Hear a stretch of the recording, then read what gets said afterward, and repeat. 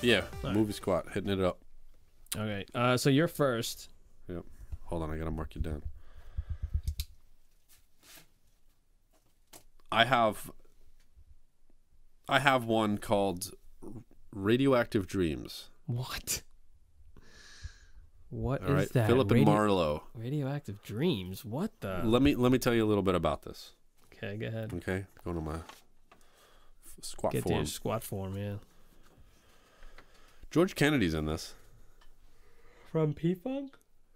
What? You're thinking of George Clinton. Oh yeah, George Kennedy. Which one's George Kennedy? Wasn't he from like the Naked Gun? Oh, George Kennedy. Yeah. Okay. Yes. Yeah, Yes. Yes. Yes. What was I thinking? George don't know. Clinton.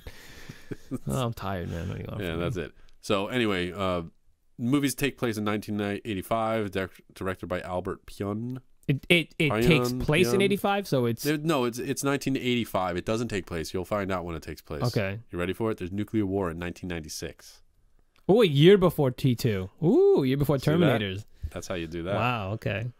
All right. 15 years later, they come out of a fallout shelter. They were put into a fallout shelter. Okay. 15 years later, they come out. So 2000 and whatever, they come out is what you're saying. It happened in 96. They come out in 2011. Yeah. Yeah. 2011 they come out, and the world is a little bit weird, right? To say the least. Radiation burn mutants are some of the first things they came across. Okay.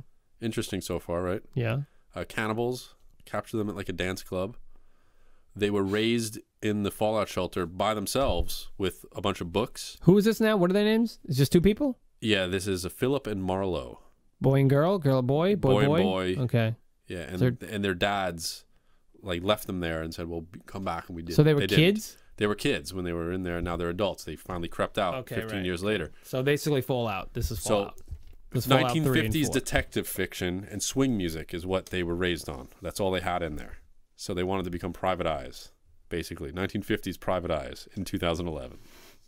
Gotcha. Because that's all they knew. That's all. That was it. Right. So anyway, it turns out there are these keys to the last missile. There's one more missile left. And the keys get bounced and forth. They meet people. They meet the gun. Yeah, steals the gun, drops keys. Miles had a gun. This Rusty Miles Archer. Sorry, I don't know why I said that. Steals their gun. You know, drops these keys, and the keys have names on them, which are their dad's names for the last missile. And what is happening? Oh, so there's this whole detective thing. So they go on this little adventure. Keys, and they go on this. Yeah. Yep. Yeah. There's another girl named Rusty Mars. She's they rescue from Disco Mutants. This is pretty good. Disco Mutants is pretty good. It sounds a little bit like Fallout. Yeah. Right? Yeah. Everybody knows I love Fallout 4. A lot of it. Yes. It's like that's. It's essentially Fallout. It's basically Xbox to me. Yeah. Like, exactly. If there's one game it plays and it's Fallout 4, that's it, and it just goes on forever because it never ends. Every time I drop off, like one of those, gosh, they're like, "Oh, take this little cadet on a mission." And show them how it's done, and I'm like, God, all right. And I go down, and I'm like all over the map, and I take this cadet on a mission, and I'm like, all right, I'm gonna go back and get my reward. I go back, and they're like, here's another mission for another cadet. I'm like, I don't want to do it anymore, but I feel like I'm missing out if I don't accept it and do it. Yeah, you don't have to do it. Side quest after side quest after side quest, and I'm just like, eventually they're gonna end, but they don't. It's been years, and they don't. I know. So they're on a side quest that's not ending. They're on a side quest that's not ending. Yeah, that's how it feels. But you think it's like Fallout 4, but it's like not Fallout 4. Okay. It's basically, it's not a cricket. What, in my mouth? Yeah. No, it's a facial hair. It's a beard face. Okay. That's what happens when you have a beard. So what happens is, you thought I was thinking it was a cricket. Yeah. So it's basically Fallout 4. No, but that's the thing is it's not. It's basically like the Warriors crossed with like a Clockwork Orange and all kinds of goofy stuff. It's really cheesy new wave music. That's the whole movie. It's like this goofy new wave music. Right. I love when you describe new wave as goofy. No, but I'm just saying like it's goofy. There's so much potential, and unfortunately, a lot of movies when they put current songs in the movie, they're dated immediately. It comes out on video, and you're like, oh my gosh, remember that stupid "Hey Now, You're an All-Star." Nobody wants to hear that in the future. Well, can I also tell you, not only that, Like, I think in the future means like 2 months later. Yeah, I think in the story, I think story-wise too. Dude, there are so many great stories from 85, from the 50s, but they're done so poorly. They're executed poorly, as with my movie here, which I'd like to tell you about right now. Yeah, that's the thing. Yeah, sorry. Forgot to tell me their title and everything like that. However, but what I'm saying is this is supposed to take place in 2011, but they're using current 1985 music. Well, they think because it's new wave that's going to be the future. Oh my gosh, you're going to be listening to that 15 years that's from now. what that's futuristic. Years, to them, that was the extent of their far-reaching future minds. Their imagination couldn't think of anything other than new wave music. They did it in the 70s as well with a lot of sci-fi. A lot of sci-fi is very outdated. Star Wars did not fall into that trap. They decided to do, or George Lucas took it into their own direction. thing. Yeah, market. Yeah, I heard that.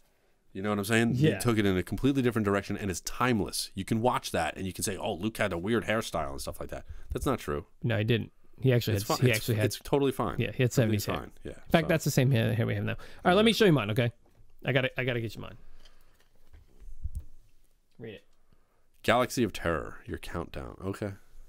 Gotcha. All right. Yep. Bring it on. Galaxy of Terror. Here's the thing. Galaxy of Terror. This is more of a science fiction kind of thing. No, why? Because I said fear. This is what. Said fear. Jesus, this is why. So, Galaxy of Terror. You have the crew of the Quest.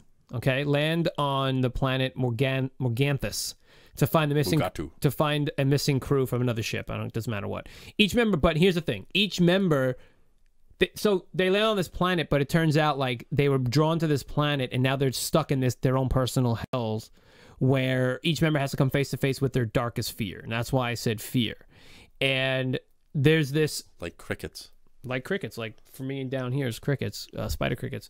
The master, the guy who's like telling them where to go and what to do, and actually orchestrating this whole thing, he's on the ship, and he actually ends up being He pretends to be the cook on their ship, but he ends up being the master. So what happens at the end? So each one of these crew members goes to their own fears, and they have to, and it's like a gory sci-fi slash. It's really cheesy. It's all blurry, blown out images. You know what I mean? Like they just softened everything on the lenses, and it's just a mess. It's a bloody mess. However, it ends this way in that the master, who reveals himself as the cook, reveals that this pyramid that they're stuck in. Is his name Steven Seagal? No. I'll tell you who it is in a minute. I'm going to give you the cast. This is actually a pretty interesting cast.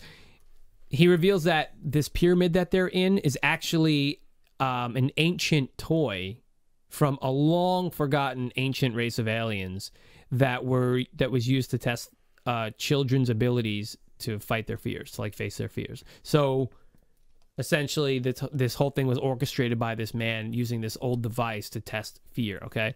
Here's an interesting thing. You have Edward Hilbert. Hilbert? Jim Halpert? Nope. Erin Moran? Or Moran? I don't know how you say that. Mm-hmm. Joni from Happy Days? Oh, yeah. Moran. I always said Moran, right? Robert Englund. Oh, wow. Okay, Freddie himself. And Ray Walston. Cool. Ray Walston? All right. You know who I'm talking about? No. My favorite Martian.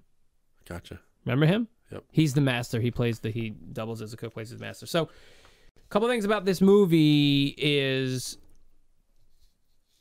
there's a scene. Let's just say there's a scene in here with one of the crew members where she has to battle her id. Okay. And it's let's just say it's an intimate scene, okay, involving a worm from her mind, okay, and well, you saw that like a tapeworm, essentially. You saw the cover, right? Yes. That's the scene. Yeah. Okay. It looks a little bit like an alien, with a weird slug. looking skull. It's a slug thing that basically has his way with her, and she ends up dying from it. That's the kind of movie we're talking about. So it's just like this. So they die in their dream, kind of like a Nightmare on Elm Street?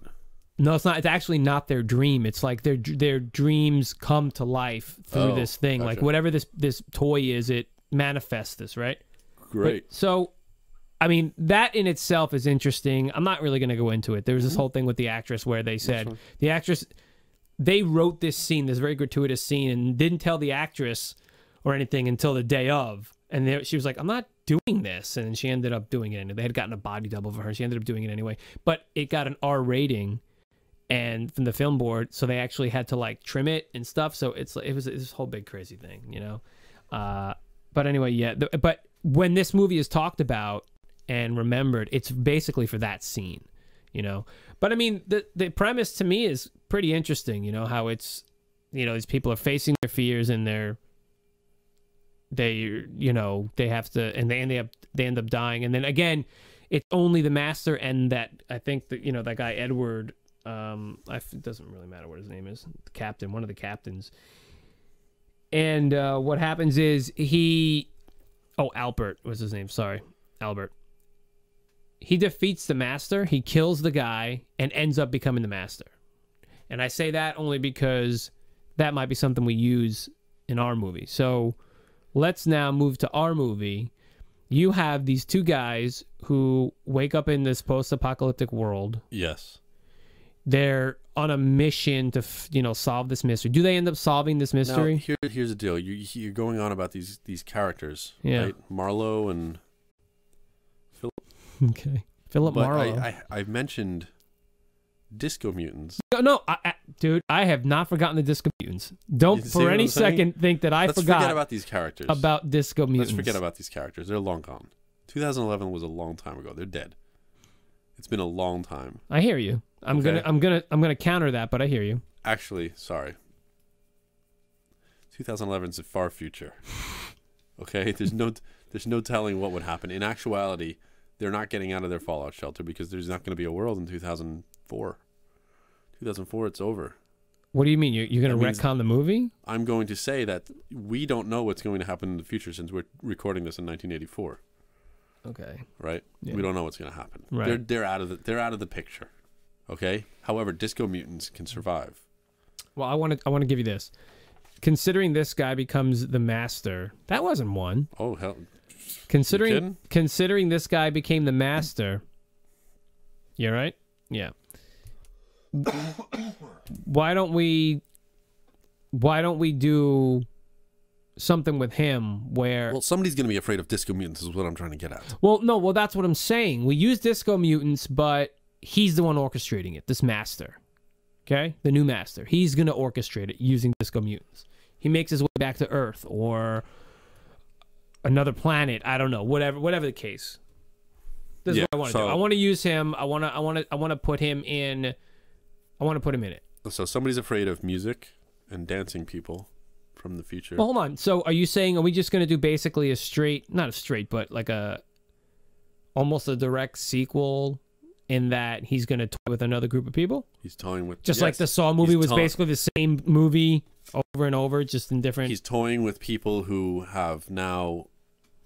You can still see that, you know. You're toying with people... Is it? Yeah. You're toying with people that have now survived a nuclear apocalypse. So now this is people in the future. Hey, could he have caused a nuclear apocalypse? It could have happened. Somebody's biggest fear was nuclear warfare. Okay, hold on. Now you're... Okay, so this was a contained thing. This was in a pyramid, a toy that was where they all were. So it's in this... So now they're out of that. So what you're saying is he's now conducting these experiments... or he's compelled to conduct these experiments outside of that in the real world. Sure. And he's able to produce people's fears as reality. Progressed. You always have to... The sequel's always bigger and better. And there's always more aliens. Right. Yeah. And Paul Reiser. Sure. Okay. He'll do it. Yeah. Oh, he will. So, either way, doesn't matter. That doesn't matter. How it happened doesn't matter because we're here now. Yeah. So he has got a group... So do we want Philip Marlowe in there? No. Okay. They're dead. So we want to have a new group. There could be another group that's afraid of like skeleton bones. And that's what they find. And the skeleton bones would be like, oh, it's just skeleton bones. And it ends up being Philip and Marlowe. With their dad, with their dad's keys around their necks or something. Yeah, something like that. That's a good throwback. All right, yeah, man, whatever. It's like, what are you gonna do with this, man? I mean, there's nothing.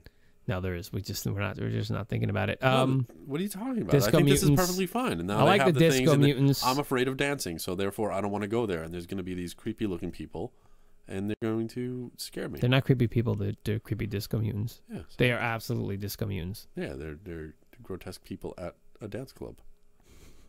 Everybody's got to give me something else. Give me another fear that he can manifest. Give you another fear. Come on. That would be a post-apocalyptic. Oh God, a post-apocalyptic. You're like old cars. Like, oh my God, my worst fear is to see things broken down. New wave music constantly. Oh, what music is going to be in this? What kind of music? Yeah. What year was yours? 81. 81. Sorry, I didn't tell you that. So it's going to be like Olivia Newton-John.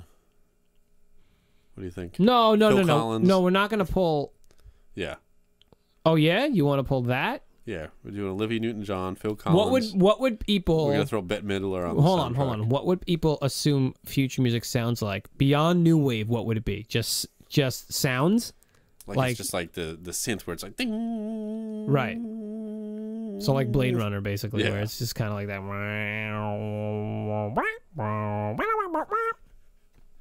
That's basically it. I was just checking. I thought I saw a cricket.